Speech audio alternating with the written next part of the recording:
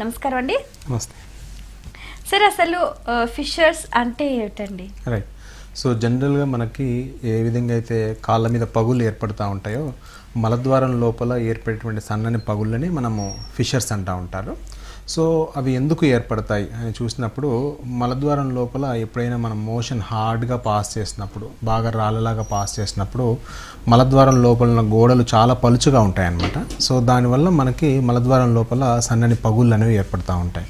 So ఆ విధంగా మనకి ఎట్లయితే మన కాళ్ళ మీద ఏర్పడుతూ ఉంటాయో మలద్వారం లోపల అలా ఏర్పడుతూ ఉంటాయి కాబట్టి వాటిని మనము ఫిషర్స్ అని లేకపోతే ఫిషర్ ఇన్ యానో అని అంటూ ఉంటారు. ఓకే, ఇవి ఎక్కువగా ఏ ఏజ్ గ్రూప్లో వస్తూ ఉంటాయి అంటారు? రైట్. సో జనరల్గా చూసినప్పుడు వీటికి ఏజ్ గ్రూప్తో సంబంధం ఏం లేదండి. ముఖ్యంగా ఎవరికైతే కాన్స్టిపేషన్ ఉంటుందో, మలద్వారం లోపల స్టూల్ హార్డ్గా పాస్ చేస్తారో సో వాళ్ళకి మనకి ఈ ఫిషర్స్ ఏర్పడే అవకాశం ఎక్కువగా ఉంటుంది. ఫర్ ఎగ్జాంపుల్ చిన్నపిల్లలు తీసుకున్నట్లయితే చిన్నపిల్లల్లో కొందరికి పాలు బయట పాలు తీసుకున్నప్పుడు కానీ లేకపోతే కొందరు తల్లి పాలతో కూడా లాక్టోజ్ ఇంటాలరెన్స్ ఉంటుందన్నమాట. వాళ్ళలో మోషన్ బాగా హార్డ్గా పాస్ చేస్తూ ఉంటారు. పిల్లల్లో చాలా కామన్ కంప్లైంట్ ఏం చెప్తా ఉంటారంటే, తల్లు వచ్చినప్పుడు మా పాప 2-3 రోజులకు ఒకసారి మోషన్ వెళ్తుందండి, వెళ్ళినప్పుడు కూడా చాలా కొంచెం నొప్పితో బాధపడుతుంది, మోషన్ వెళ్ళినప్పుడు బాగా గట్టిగా రాళ్ళలాగా వెళ్తుందని చెప్తూ ఉంటారు. సో ఆ పాప కానీ కొంచెం మోషన్ వెళ్ళినప్పుడు కొంచెం నొప్పి వస్తుంది అంటే మనకు అర్థమైపోవాలి.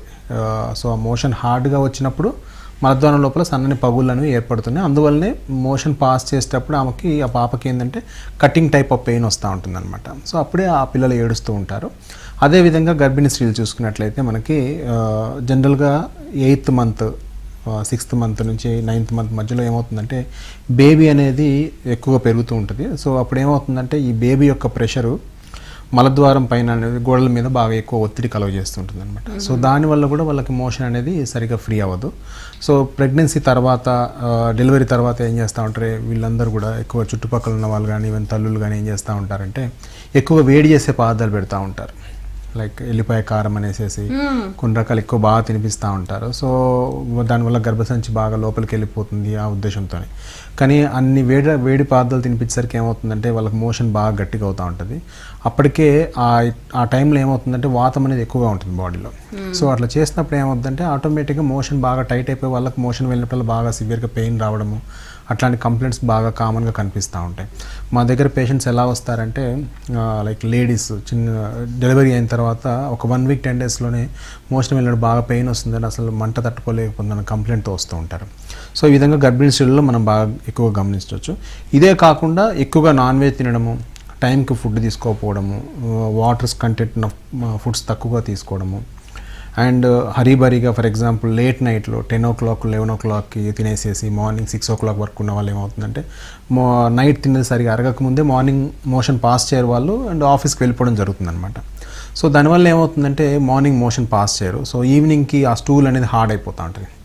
సో ఈవినింగ్ స్టూల్ పాస్ చేసినప్పుడు ఏమవుతుందంటే హార్డ్ స్టూల్ ఎప్పుడైతే వెళ్తుందో ఆటోమేటిక్గా మలద్వారం లోపల ఉన్నటువంటి గోడల మీద ఒత్తిడి కలుగుతుంది. ఒత్తిడి కలిగినప్పుడు కట్స్ వస్తూ ఉంటాయి. ఇది కామన్గా చాలామంది ఫేస్ చేస్తూ ఉంటారు. కానీ ఆ కట్స్ కానీ ఒక 1 week 2 weeksలో హీల్ అవుతే ఓకే, బట్ ఆ 2 weeks కానీ హీల్ కాకుండా పేషెంట్కి ఫ్రీక్వెంట్గా ఈవెన్ లూజ్ మోషన్ వెళ్ళినా కానీ పెయిన్ ఉంటుంది అంటే మాత్రం ఇంకా మనం ఆ సమస్యని చాలా జాగ్రత్తగా డాక్టర్ గారు చూపించుకోవాల్సి వస్తుంది. అదర్వైజ్ వేరే కాంప్లికేషన్స్ వచ్చే అవకాశం ఉంటుంది అన్నమాట. సో కాబట్టి ఈ ఫిషర్స్ అనేటివి మామూలుగా చిన్న పిల్లల నుంచి, ఫర్ ఎగ్జాంపుల్ మనం ఒక 5-6 years ఏజ్ నుంచి కూడా మనము చూసుకోవచ్చు. అక్కడి నుంచి కూడా ఆల్మోస్ట్ 60-65 years వాళ్ళకు కూడా ఈ ఫిషర్స్ కంప్లైంట్ అనేది ఉంటుంది అన్నమాట. ఓకే, అయితే దీనికి ఇలా రావడానికి ముఖ్యమైన కారణాలు ఏంటంటారు?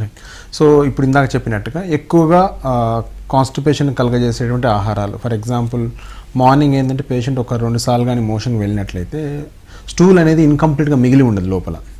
సో మళ్ళీ తెల్లారి మోషన్ పాస్ చేసినప్పుడు ఆ మిగిలిపోయిన స్టూల్ అనేది గట్టిపడకుండా ఉంటుంది. సో కాబట్టి మిగలకుండా ఎప్పుడైతే మనం 2 సార్లు మోషన్ వెళ్తూ ఉంటామో దానివల్ల ఏమవుతుందంటే ఆ స్టూల్ అనేది మెత్తగా ఉంటుంది. నెక్స్ట్ డే పాస్ చేసినప్పుడు గోడల మీద ప్రెషర్ లేకుండా, ఇబ్బంది లేకుండా తగ్గిపోతుంది అనమాట. సో ఈ ప్రెగ్నెన్సీ అనేది ఒక రీజన్గా చెప్పవచ్చు. ఇదే కాకుండా ఇందాక చెప్పిన కారణాలైనటువంటి వాటర్ కంటెంట్ తక్కువ తీసుకోవడము, అండ్ ఆయిల్ కంటెంట్ ఉన్న ఫుడ్స్ ఎక్కువ తీసుకోవడము, నాన్ వెజ్, లేట్ నైట్లో ఫుడ్స్ అవి ఎక్కువ తీసుకోవడము, ఇట్లాంటివి తీసుకున్నప్పుడు ఆటోమేటిక్గా గోడల మీద ప్రెషర్ ఏర్పడ్డప్పుడు ఫిషర్ అనేది కామన్గా ఏర్పడుతుంటుంది. ఇవే మనం కారణాలుగా చెప్పవచ్చు. సో లక్షణాలు తీసుకున్నట్లయితే మనకి